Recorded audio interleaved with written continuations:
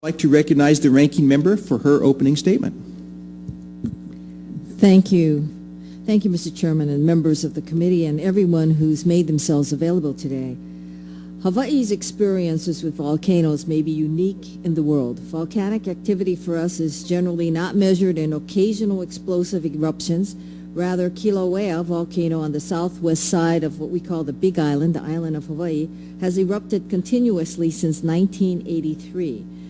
What began with impressive lava fountains in the first few years eventually formed large lava lakes and lava flows that moved downslope and towards the sea.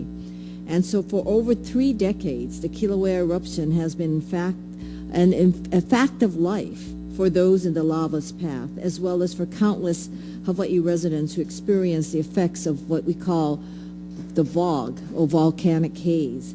That when winds carry the volcano's emissions throughout the state, you will know that you've got the VOG. And some people call it vogitis, those who suffer from it. Seeing the Kilauea lava flow is an unforgettable reminder of the power of nature. Nothing stands in the way of the lava flow, and lava has no respect for man's construction, roads, utility poles, commercial structure, homes. Nothing stops lava. For example, between 1986 and 1990, Kilauea's flow claimed the visitor center at Hawaii Volcanoes National Park, as well as the entire community of Kalapana, an area cherished for its historic sites and black sand beaches. So when people remember seeing black sand beaches and postcards from the Big Island, that's what this is. It destroyed the whole community, except, interestingly, for a church and a person who is revered there called Auntie Minnie Ka'avaloa. She's also recognized at the Smithsonian here. Her home was spared. Over the years, Kilauea has claimed over 200 homes, and while there has been no casualties, lives definitely have been changed.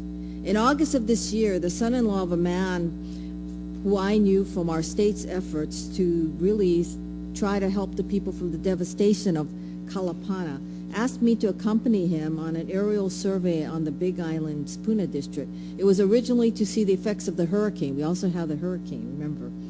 But what it turned out to be is he wanted me to see the lava because I had worked with his father-in-law on the creation of another type of development to accommodate those in Kalapana, and it was called Kikala Kiokea.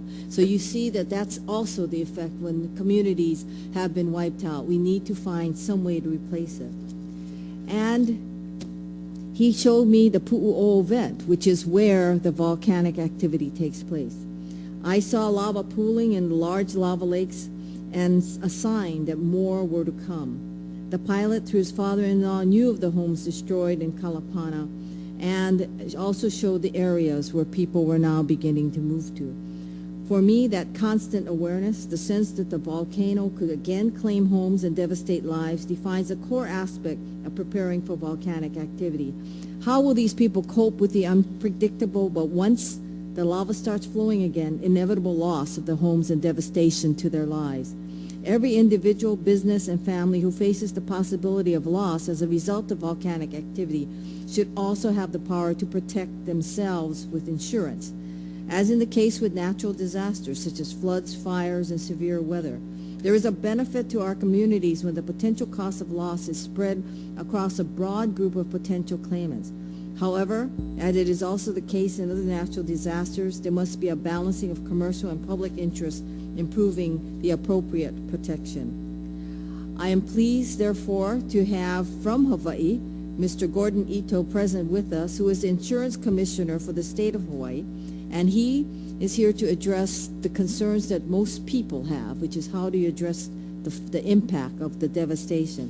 And Mr. Darrell Olivero, the Administrator of the Hawaii County Civil Defense Agency, who was planning to join us today, was not able to, but he will be with us through the benefits of technology. Thank you again, Mr. Chair, members of the committee, and also for our witnesses for being here.